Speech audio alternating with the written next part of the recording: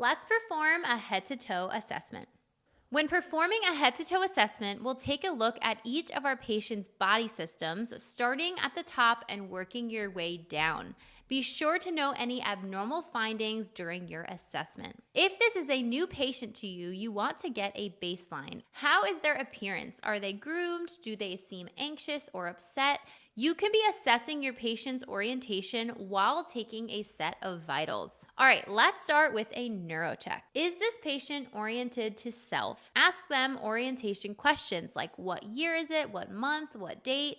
You can also ask them if they can tell you where they are and what brought them in today. If they are alert and able to answer all of these questions, they are alert and oriented times 4. If they only are oriented to self, we usually say oriented times 1. We want to get a complete set of vitals, including oxygen saturation, respiratory rate, temperature, blood pressure, and heart rate. A little pro tip is to do your neurocheck while you are getting a set of vital signs. You can ask the neurocheck questions while your patient's getting their blood pressure. And don't forget to perform a pain assessment test. Yes, pain is a vital sign. You can do this using a numeric scale or a picture scale. If there is pain, you want to assess the location of the pain and the quality of the pain. For example, is it throbbing, sharp, or other characteristics? All right, now start from the head down.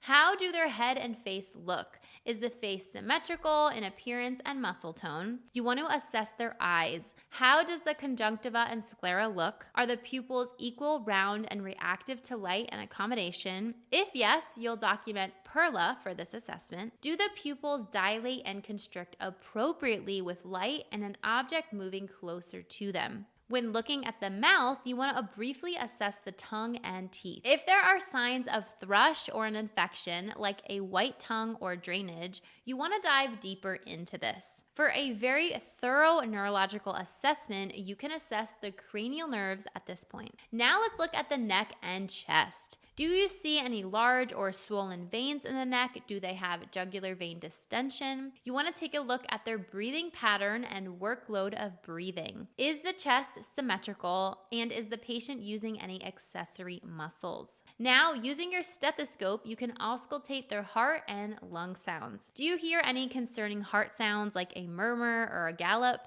Be sure to listen to their lungs in the front and the back throughout the entire field. Do you hear any adventitious lung sounds like crackles or wheezing? Have the patient roll to their side in the bed or sit up in the chair to listen to those lungs posteriorly. When assessing lung sounds on the back, this would be a great time to assess the skin on their back and sacral area. Be sure to note any signs of increased pressure, breakdown, or injury. All right, let's move to the abdomen. We want to start with auscultation. Once we palpate the abdomen, it can change bowel sounds, so we always listen first. How do the bowels sound? You want to listen in all 4 quadrants for a full minute. Are they hyperactive or hypoactive? Now we can palpate. Is the abdomen firm, distended, or tender? Be sure to ask your patient for the date of their last bowel movement or BM. Now let's take a look at their extremities.